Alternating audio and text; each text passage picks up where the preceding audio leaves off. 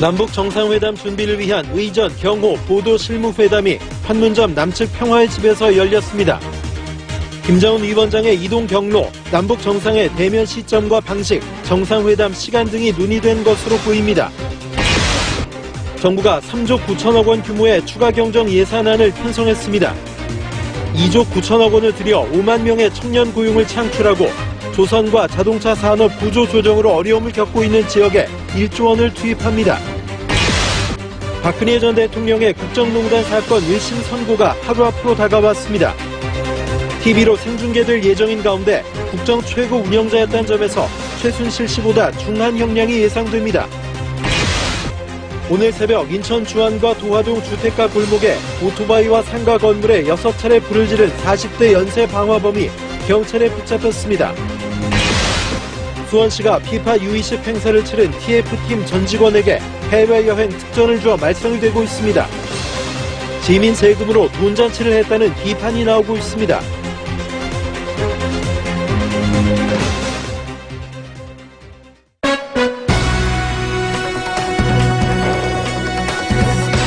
여러분 안녕하십니까? 약 4조 원 규모의 추가 경정 예산이 편성됐습니다. 정부는 이번 추경을 통해 5만 명 안팎의 청년 고용을 창출하고 조선업과 자동차 산업 등의 구조조정으로 어려움을 겪고 있는 지역들을 지원하기로 했습니다. 최한성 기자입니다. 정부가 편성한 추가 경정 예산안 규모는 3조 9천억 원입니다. 청년 일자리 대책에 2조 9천억 원, 경남과 전북, 울산 등 구조조정 지역 지원 대책에 1조 원이 반영됐습니다. 우선 중소기업 취업 청년의 목돈 마련에 1,170여 원이 지원됩니다.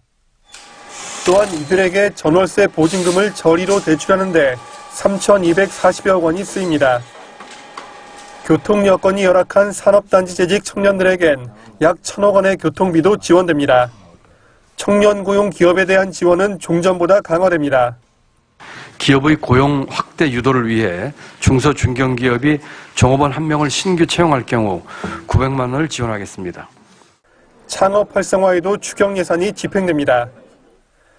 정부는 1,500개의 기술혁신형 창업팀에겐 1,180여 원을, 생활혁신형 창업팀에겐 450억 원을 지원할 계획입니다. 구조조정 지역 지원 대책과 관련해선 소상공인과 협력업체 지원을 위한 유동성 공급이 2,400억 원에서 4,400억 원으로 늘어납니다. 위기 지역 내 창업기업의 법인세와 소득세를 5년간 전액 면제하고 구직급여 종료 후에도 최대 2년간 훈련 연장급여를 받을 수 있도록 하는 방안도 시행됩니다. 정부는 작년 결산 잉여금과 기금 여유자금으로 추경 재원을 마련하겠다고 설명했습니다. 오늘 임시 국무회의를 통과한 추경안은 내일 국회에 제출됩니다. 이 추경안 현장에서 효과를 내려면 가능한 신속하게 처리가 돼야 됩니다. 그래서 정부도 신속하게 내고. 그러나 자유한국당 등이 선심성 선거용 추경이라고 비판하고 있어 국회 처리에 진통이 예상됩니다. OBS 뉴스 최한성입니다.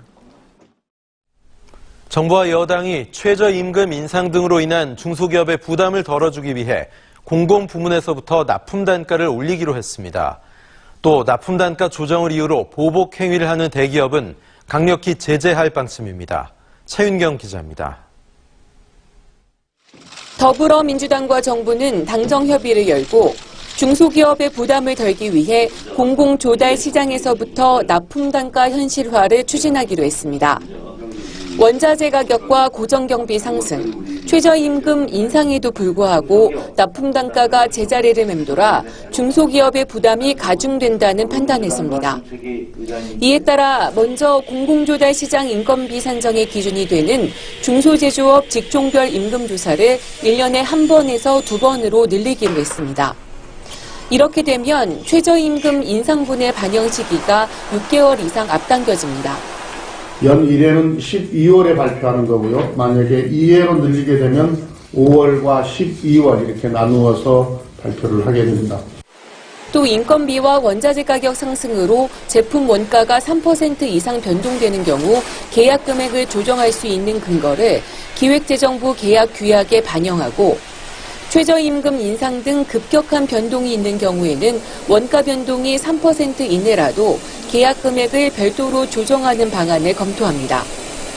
민간 하도급 시장에선 대기업 등이 인건비 인상을 반영해 자발적으로 납품 단가를 조정하도록 유도하기로 했습니다.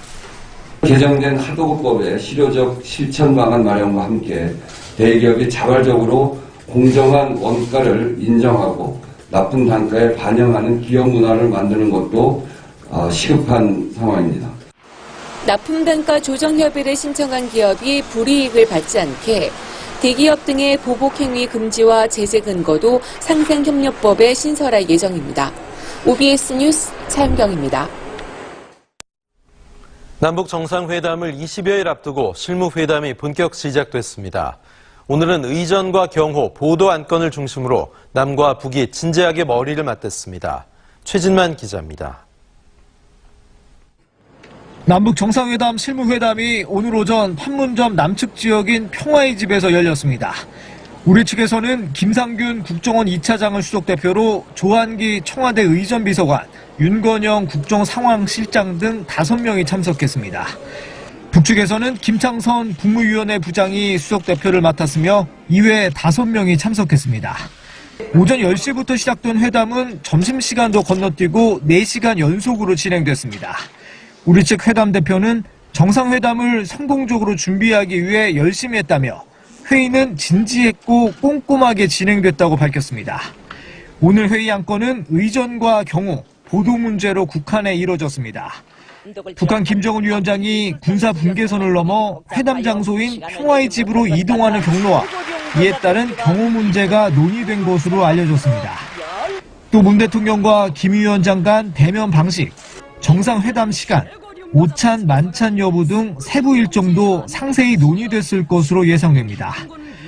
이 밖에 남북 기자단 규모와 TV 생중계 여부에 대해서도 의견을 나눈 것으로 관측됩니다. 남북 양측은 2차 실무회담을 조만간 열기로 합의했으며 앞으로 몇 차례 더 회담을 열지는 확정되지 않았습니다. 이런 가운데 오는 7일 열리는 통신 분야 실무회담에서는 남북 정상 간 한라인 설치 방안이 집중 논의될 전망입니다.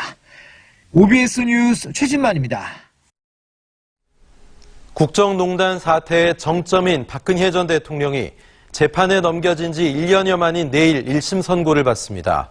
선고 공판이 어떻게 진행될지 김하희 기자가 취재했습니다. 박 전 대통령 선고 공판은 내일 오후 2시 10분 서울법원 종합청사 417호 형사대법정에서 열립니다.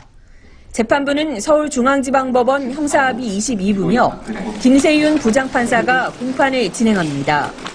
선고는 1심 재판 사상 처음으로 TV로 실시간 생중계됩니다. 법원 자체 카메라 4대가 선고 장면을 자동으로 촬영하며 대상은 방청석을 제외한 재판부와 검찰, 피고인, 변호인입니다. 재판부는 앞서 공공의 이익을 고려해 생중계를 결정했다고 밝혔습니다. 박 전 대통령 측이 이후 생중계 일부 금지 가처분 신청을 냈지만 받아들여지지 않았습니다. 재판을 거부 중인 박 전 대통령은 공판에 불출석하고 국선 변호인 5명만 나올 것으로 보입니다. 검찰은 공소유지를 맡은 서울중앙지검 특수사부 소속 검사들과 김창진 특수사부장이 나올 예정입니다. 재판부는 박 전 대통령의 혐의와 공소사실 요지, 18개 혐의 유무죄 판단과 양형 이유, 선고 결과 순으로 이야기할 전망입니다. 혐의가 방대해 선고가 끝나기까지 2시간 이상이 걸릴 것으로 보입니다. 박 전 대통령과 13개 혐의가 겹치는 비선 실세 최순실 씨가 같은 재판부로부터 징역 20년을 선고받은 데다 검찰도 징역 30년을 구형해 중형이 불가피하다는 관측이 우세합니다. 법원은 한편 지지자 등이 몰릴 것을 고려해 내일 오전 11시 반부터 정문 차량 출입문을 폐쇄하고 1시부터는 보행로도 통제할 방침입니다. 다만 예정된 재판들은 그대로 진행된다고 밝혔습니다. OBS 뉴스 김하희입니다. 서울중앙지검 수사팀은 다음 주 10일 구속기간이 만료되는 이명박 전 대통령을 하루 전인 9일 구속기소할 방침입니다. 검찰 관계자는 구속영장에 기재된 범죄 사실 틀에서 크게 벗어나지 않을 것이라며 추가로 필요한 부분은 기소 이후에도 계속 수사할 것이라고 밝혔습니다. 검찰은 옥중 조사와 관련해선 구속기간 변호인을 통해 계속 설득해 나갈 예정이라고 전했습니다. 검찰은 한편 국정원 특활비 상납 혐의를 받는 김성호 전 국정원장을 지난달 말 불구속 기소했고 어제 민간인 사찰 폭로 입막음 과정에 관여한 혐의로 장성명 전 비서관을 재판에 넘겼습니다. 안희정 전 충남지사에 대해 검찰이 다시 청구한 구속영장이 또 기각됐습니다. 법원은 혐의 자체도 다툼의 소지가 있다고 판단했습니다. 정진호 기자입니다. 구치소에서 기다리던 안희정 전 충남지사가 집으로 향합니다. 지난달 28일에 이어 또다시 구속영장이 기각됐습니다. 모든 분들께 사과 말씀 올리고 저의 잘못에 대해서 용서를 구합니다. 서울 서부지법은 성폭력 혐의에 대해 다툴 여지가 있고 도망의 염려가 없다고 기각 사유를 밝혔습니다. 검찰이 주장한 증거인멸 의혹에 대해서도 소명이 부족하다고 판단했습니다. 구속 상태에서 안 전 지사를 수사하려던 검찰의 계획은 차질이 불가피해졌습니다. 검찰은 안 전 지사가 마음대로 출석하거나 신문에 응하지 않는 등 도망할 염려가 있다고 봤습니다. 업무용 휴대전화 내용을 삭제한 정황이 포착돼 증거인멸 우려도 제기했지만 법원의 판단은 달랐습니다. 오히려 1차 영장심사 때와 달리 혐의가 다툴 소지가 있다고 명시해 재판 과정에서 치열한 공방이 예상됩니다. 그들 간의 말이 얼마나 일치하고 신빙성이 있고 둘 다 얼마나 결정이 자유롭지 않고 안 전 지사 때문에 어쩔 수 없이 행해졌다라고 볼 수 있겠느냐. 검찰은 두 번째 고소인을 보강 조사한 뒤 이르면 다음 주 안 전 지사를 불구속 상태로 재판에 넘길 전망입니다. OBS 뉴스 정진호입니다. 억대 소상공인 대출을 받아 챙긴 일당이 붙잡혔습니다. 사업자 등록증이나 세금 증명서를 위조해 은행에서 쉽게 돈을 빌렸습니다. 이정현 기자입니다. 경찰이 카페에 들이닥칩니다. 위조한 사업자 등록증으로 소상공인 대출을 받아온 일당의 총책 21살 최모 씨를 붙잡습니다. 최 씨 등은 SNS를 통해 대출 명의자를 모아 사업자 등록을 하게 했습니다. 등록증을 받으면 사업을 시작한 날짜를 1년 전으로 위조했습니다. 사진 수정 프로그램을 이용해 사업자 등록증 한 장을 위조하는 데 걸리는 시간은 단 30초에 불과했습니다. 가짜 세금 증명서도 만들어 1년 동안 사업 실적이 있는 것처럼 꾸몄습니다. 그리고는 사업자 통장을 만들고 인터넷 뱅킹으로 대출을 받았습니다. 최대 60%를 수수료로 챙기고 나머지를 대출자에게 줬습니다. 대부분 20살 전후인 대출자들은 쉽게 돈을 벌려고 명의를 빌려줬다 원금과 이자를 떠안았습니다. 수수료도 그쪽에서 1,200만 원이나 떼간 상태여서 어쩔 수 없이 킥하면서 돈 계속 모으고 있습니다. 일당이 한 달여 동안 받은 대출금은 2억 2,900여만 원. 서류 몇 장만으로도 쉽게 빌릴 수 있었습니다. 대출금 그리고 이자까지 모두 변제해야 하고 사기죄의 공범으로서 형사처벌까지 받을 수 있습니다. 경찰은 일당 35명을 검거해 6명을 구속하는 한편 인터넷 소상공인 대출제도 개선을 금융당국에 요청했습니다. OBS 뉴스 이정현입니다. 오늘 새벽 인천 도심에서 무려 6차례 불을 낸 연쇄 방화범이 경찰에 붙잡혔는데요. 술을 마시고 신세 한탄을 하다가 홧김에 불을 질렀다고 경찰 조사에서 진술했습니다. 김용재 기자입니다. 한 남성이 시장 안 골목길을 지나갑니다. 새벽 시간대 무려 6곳에 불을 낸 42살 김모 씨입니다. 김 씨는 가장 먼저 0시 24분쯤 인천시 남구 한 주택가에 세워진 전동 휠체어에 불을 냈습니다. 이후 1시간 동안 주택가 골목길을 걸어다니며 오토바이와 상가 외벽 등에 잇따라 불을 질렀는데 마지막 방화 장소는 슈퍼마켓이었습니다. 보시는 것처럼 슈퍼 앞은 폐허가 됐고 진열된 상품들과 냉장고는 완전히 타버렸습니다. 그러니까 와보니까 막 타고 있죠. 동네 사람들이 두들겨서. 김 씨가 낸 불은 상가 외벽과 슈퍼마켓 등을 태워 모두 천여만 원의 재산 피해를 냈습니다. 하지만 다행히 인명 피해는 없었습니다. 김 씨는 불을 낸 뒤 8시간 만에 경찰에 붙잡혔습니다. 집으로 가던 중 가지고 있던 일회용 라이터로 홧김에 불을 냈다고 진술했습니다. 술 취해서 사는 게 힘들고 가지고 있던 라이터로 불이 붙기 용이한 비닐 등에 불을 붙였다. 그런 식으로 경찰은 김 씨에 대해 방화 혐의로 구속영장을 신청할 방침입니다. OBS 뉴스 김용재입니다. 개헌과 추경 등 굵직굵직한 현안을 논의해야 할 4월 국회가 멈춰섰습니다. 민주당이 야당 시절 발의한 방송법 때문인데 당장 처리하자는 야당과 고위공직자 비리수사처 법안까지 함께 처리하자는 여당의 입장이 좀처럼 좁혀지지 않고 있습니다. 정철규 기자입니다. 민주당은 각성하라! 각성하라! 각성하라! 각성하라! 방송법 처리를 촉구하는 바른미래당이 더불어민주당 압박에 나섰습니다. 야당 시절 스스로 발의한 법안인데도 정권을 잡자 입장을 바꿨다고 비판했습니다. 이 민주당이 스스로 야당 시절에 내놓고는 문재인 대통령의 정말 이해할 수 없는 비상식적인 말 한마디에 국회의원들이 전원이 꼬리를 내리고 자유한국당이나 민주평화당 등 다른 야당도 마찬가지입니다. 처지에 따라 입장이 오락가락 할 수는 있지만 그러다가 야당 되면 그때 가서 다시 방송법 해달라고 하기 민망할 텐데. 방송법 개정안은 공영방송 이사를 13명으로 늘리고 제적이사 3분의 2 이상이 찬성해야 사장을 임명하도록 규정한 법안입니다. 법안이 통과되면 현재 공영방송 사장을 석 달 안에 새로 뽑고 야당 동의까지 얻어야 합니다. 민주당은 당시 방송 환경에 맞춘 만큼 한계가 분명한 법안이라면서도 처리해야 한다면 고위공직자 비리수사처 법안까지 함께하자는 입장입니다. 2016년 국정농단 시절 너무나 왜곡된 방송 환경을 긴급히 시정하려고 했던 법안이었기에 그런 맹점이 있었습니다.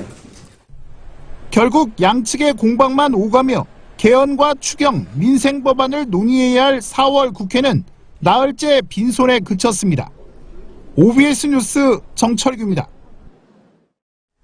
누구나 즐겨 먹어 국민 수산물이 된 오징어. 하지만 최근에는 중국 어선들이 북한 수역에서 싹쓸이 조업을 하면서 귀하신 몸이 됐는데요. 우리도 북한 수역에서 오징어를 잡게 해달라고 요구하고 나섰습니다. 갈태용 기자입니다. 제철에 만난 동해의 오징어잡이는 한밤에 집어등어 현 어선에서 줄낚시로 낚아올리는 작업입니다. 우리나라 수산업의 대표 어종인 오징어. 지금은 금징어로 부를 정도로 값이 뛰었습니다. 한 마리에 5,000원까지 거래될 정도입니다. 수온 변화와 함께 중국 어선의 남획이 원인으로 꼽힙니다. 입어료를 내고 북한 수역으로 들어가 미리 다 잡아버리기 때문입니다. 오징어가 이 어족이 북으로 갔다 남획을 내려오는 게 다 거기서 다 끝나버립니다. 그나마 새끼 몇 마리씩 내려와 잡는데 실제로 지난해 북한에서 조업한 중국 어선은 1,700여 척. 2016년보다 무려 35%가 늘었습니다. 같은 기간 우리의 오징어 어획량은 12만 톤에서 8만 톤으로 급감했습니다. 참다 못한 어민들이 결국 우리도 북한 수역에 들어가게 해달라는 요구를 내놨습니다. 어민들의 생계난을 해결하는 동시에 한반도 평화 정착에도 도움이 된다는 논리입니다. 중국 배가 가는 보다 우리 어선들이 북한 들어가서 조업을 하면 적정 어선인 한 200~300여 척이 항상 할당된 만큼만 지속 가능한 업을. 문제는 국제사회의 대북 제재입니다. 유엔 안보리의 경우 지난해 말 북한 조업권의 거래 양도를 금지하는 결의안까지 채택한 상황입니다. 때문에 북한의 비핵화와 제재 완화가 선결되지 않는 한 현실화되기는 힘들다는 관측이 지배적입니다. OBS 뉴스 갈태우입니다.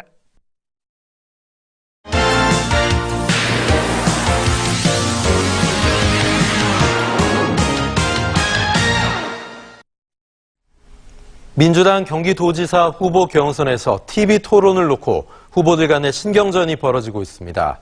추격하는 전해철 양기대 후보와 수성하려는 이재명 후보의 셈법이 다른데요. 성사될 경우 지지율 변화도 예상됩니다. 강병호 기자입니다.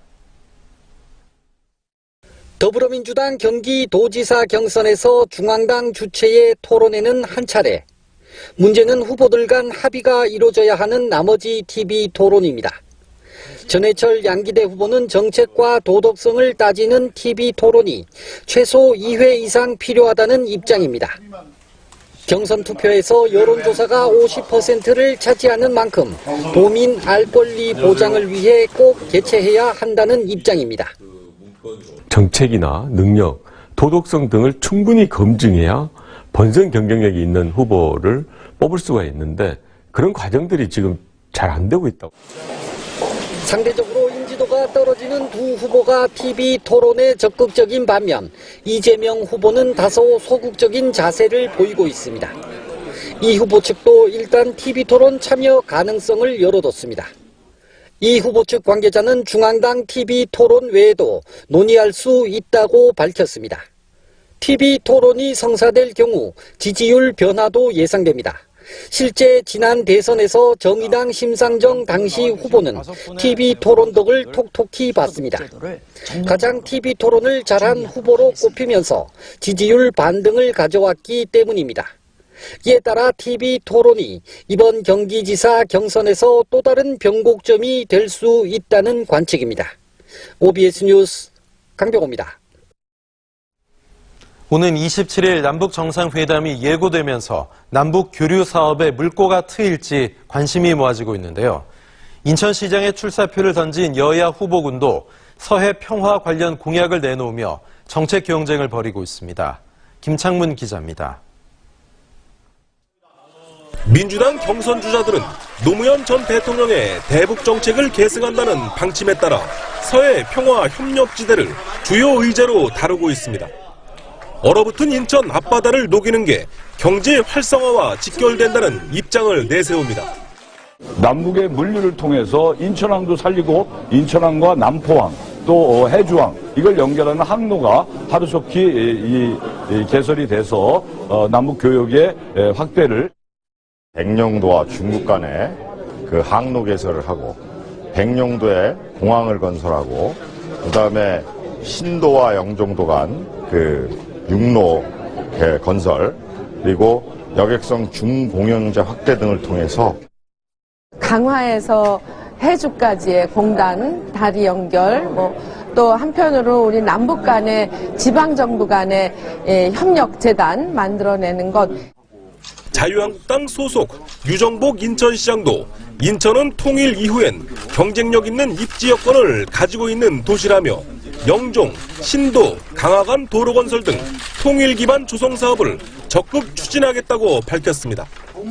통일센터가 인천에 유치가 되는 것을 계기로 해서 인천이 앞으로 평화 통일 문제와 관련해서는 가장 선도적인 위치에서 어떤 정책을 추진해 나가야 될. 정의당 김웅호 예비후보 역시 평화수도 인천을 선언하며 서해오도 주민들의 생존권과 평화를 최우선 과제로 보장하겠다고 밝혔습니다. 그동안 정부에서는 서해오도 주민들에게 지역의 특수성을 말하며 기반권을 제한했고 형평성을 이유로 희생을 요구했습니다. 여야 후보들이 각종 공약을 쏟아내며 경쟁하는 가운데 남북 교류 사업만큼은 정파를 떠나 한 가지 색깔을 보이고 있습니다. OBS 뉴스 김창문입니다. 수원시가 피파 U20 행사를 치른 TF팀 전 직원에게 해외여행 특전을 주어 말썽을 빚고 있습니다. 노고 치하 차원이라는데 시민 세금으로 돈잔치를 했다는 곱지 않은 시선이 많습니다. 고영규 기자의 단독 보도입니다. 지난해 피파 U20 축구대회를 치른 수원시 공무원들이 단체로 해외여행을 다녀왔습니다. 대상은 U20 TF팀 12명과 피파 조직위 파견 공무원 2명 등 모두 19명. 이들은 지난달 27일부터 31일까지 3박 5일 일정으로 베트남을 방문했습니다.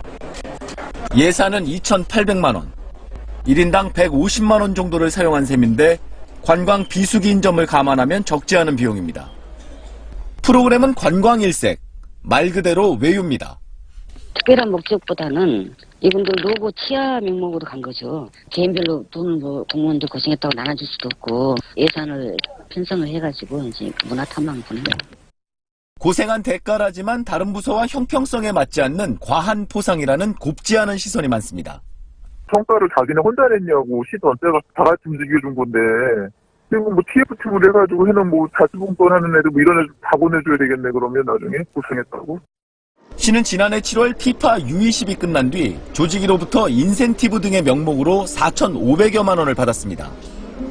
하지만 시 예산에 귀속한 뒤 다시 TF팀 등의 해외 여행 경비로 2,800만 원을 본 예산으로 편성한 것입니다.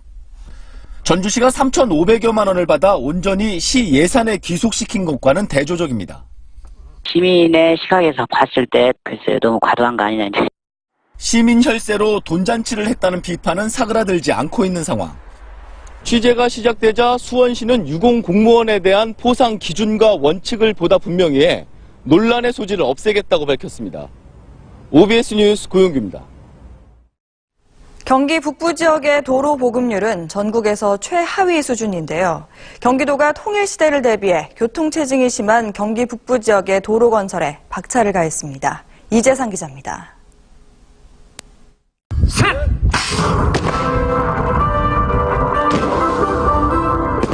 연천과 파주를 잇는 지방도로 371호선 건설공사가 첫 삽을 떴습니다. 경기 북부 5대 핵심 도로이자 물류 이동의 중심 역할을 담당합니다. 1,020억 원의 예산을 들여 광복 2차선 도로를 4차선으로 넓힙니다. 경기 북부, 연천, 그리고 파주 모든 곳에 막힌 곳이 뻥 뚫려서 일자리가 만들어지고 통일에 대비하는 그러한 일을 하는데 적극적으로 노력하겠습니다. 열악한 도로 환경을 개선하기 위한 경기 북부 5대 핵심 도로 공사가 한창입니다. 연천과 파주, 동두천, 포천 등 총 5곳에 7개 도로를 건설하는데 모두 9,200여억 원이 투입됩니다. 먼저 서울과 가평을 잇는 오남 수동 간 도로는 올해 착공에 들어갔습니다. 양주와 파주를 잇는 설마구업 구간은 올해 상반기 개통을 목표로 하고 있습니다. 동두천과 포천을 연결하는 광암 마산 도로는 지난달 일부 구간이 개통되면서 교통난 해소에 도움을 주고 있습니다. 서울 외곽 순환도로와 연결될 장흥 광적도로는 설계를 마치고 2022년 개통을 목표로 하고 있습니다. 지난 2014년부터 한 해 800억 원 이상을 쏟아붓고 있는 경기 북부 5대 핵심 도로 사업. 최근 개선된 남북관계에 맞춰 통일시대를 대비하면서 침체된 경기 북부 지역의 경제 활성화에 기여할 것으로 기대됩니다. OBS 뉴스 이재상입니다. 우리 공군의 주력 전투기인 F-15K 한 대가 오늘 오후 2시 반쯤 기지로 귀환하던 중 경북 칠곡 가산골프장 인근 유악산 자락에 추락했습니다. 당시 전투기에 탑승했던 공군 11전투비행단 소속 조종사 2명의 생사 여부는 아직 확인되지 않고 있습니다. 공군은 둘 다 사망한 것으로 추정된다고 전했습니다. 공군은 참모차장을 본부장으로 하는 사고대책본부를 구성하고 수색 작업을 펴고 있지만 짙은 안개로 어려움을 겪고 있습니다. 유네스코 한국위원회 주최 다산 정약용 선생 해배 200주년 기념 국제 심포지엄이 내일까지 이틀간의 일정으로 서울 워커힐 호텔에서 시작됐습니다. 해배는 유배에서 풀려났다는 뜻입니다. 심포지엄은 지속 가능한 발전, 정약용에게 묻다라는 주제 아래 교육과 과학, 경제, 사회 등 4개 세션별로 진행됩니다.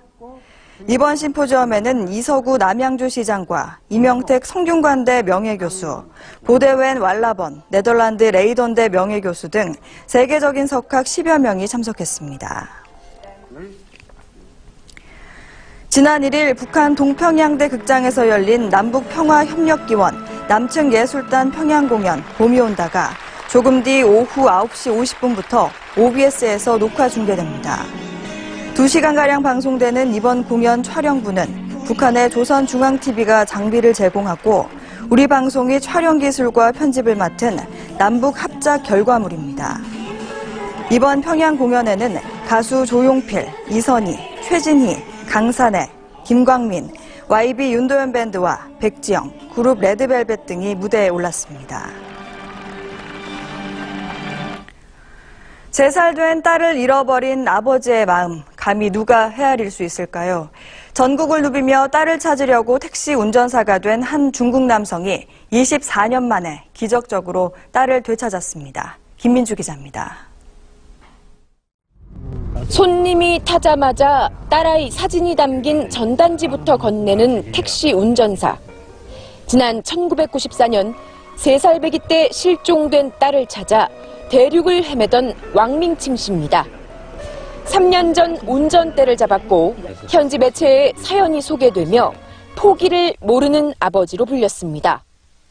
想到的是某天我的女儿能够坐上我的车，能够喊我声爸，那我就是幸福的事。 그랬던 왕 씨가 드디어 딸을 만났습니다. 무려 24년 만입니다. 이런 사연이 SNS상에 퍼져나가면서 여러 연락을 받던 중 극적으로 상봉하게 된 겁니다. DNA 검사 결과도 일치했습니다. 어린 시절 입양된 딸은 왕 씨 집과 불과 20km 거리의 마을에서 자랐다고 말했습니다. 太快了，做梦都没想过，梦里的人突然走到你跟前了。 중국에서 아동 실종은 심각한 사회 문제입니다. 지금은 폐지됐지만 불과 2년 전까지 이어졌던 한 자녀 정책 때문입니다. 뿌리 깊은 남아 선호를 배경으로 아들이 필요하거나 또는 둘째를 낳고 막대한 벌금을 피하기 위해 불법 거래를 일삼아온 겁니다. 해마다 10만 명의 아이들이 납치, 유괴돼 입양 가정에 팔려가는 실정입니다. 실제 왕 씨 딸도 실종 당시 집 근처에서 누군가에게 납치당한 것으로 경찰은 추정했습니다. 공안 당국은 2014년부터 아동 인신매매 조직 검거에 돌입해 그해에만 용의자 1000여 명을 체포하는 등 공을 들이고 있지만 완전 소탕에는 애를 먹고 있습니다. OBS 뉴스 김민주입니다.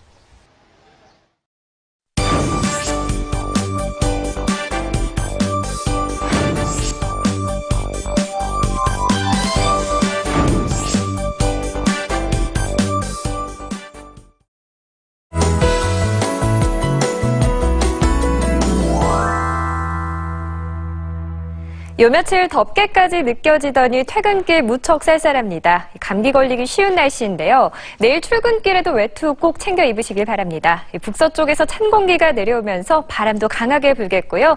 체감온도를 끌어내리겠습니다. 내일 서울 아침 6도, 철원 3도, 대전 8도로 시작하겠고요. 낮 동안에도 다소 쌀쌀하겠습니다.